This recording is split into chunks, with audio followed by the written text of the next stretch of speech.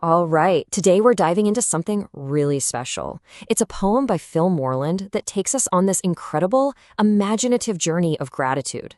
It's really a heartfelt story about magic, appreciation, and celebrating the people who support us the most.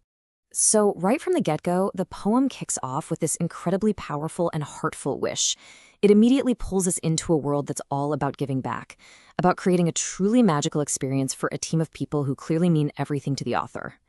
So, how does this epic trip kick off? Well, it's not a plane, it's not a train, it's a magical bus. This is the first step, a shared ride taking the narrator and his support team together on what's going to be an unforgettable adventure. And where are they headed? To a place that sounds just as bright and warm as the feeling behind the trip.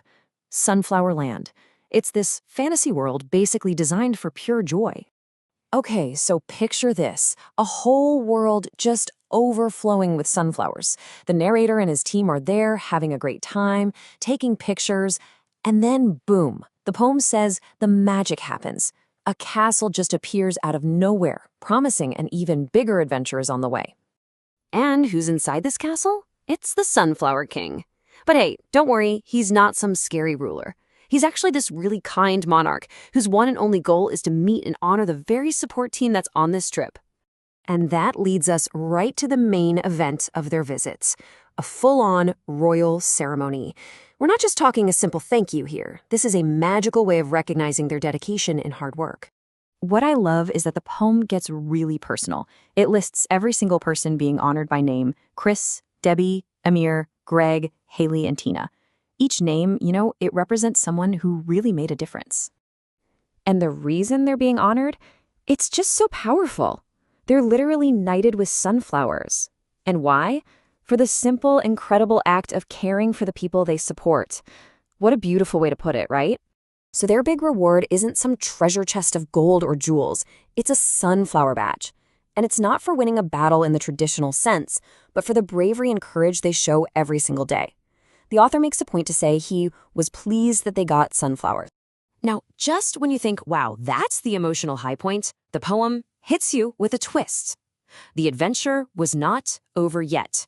This magical thank you tour is about to level up. And it continues in style. The whole group boards a magical plane, and you guessed it, it's covered in sunflowers. Even the crew are sunflower people. They're leaving this fantasy world and heading to a real-world icon, New York City. This is such a cool part of the story. You see this seamless blend from the imagined world of Sunflower Land to the very real, tangible streets of New York. The magic doesn't stop, it just shifts its form, from a fantasy castle to the Statue of Liberty. And the trip itself sounds like so much fun. The narrator mentions they packed stuff to keep busy. We're talking coloring books and even a karaoke party right there on the plane. It just really underlines that this whole thing is a giant, joyful celebration. All right, so they've landed in the Big Apple. The adventure now moves to the bustling streets of New York. They check into their hotel and get ready to hit the town. The poem actually gives us a little itinerary of their trip.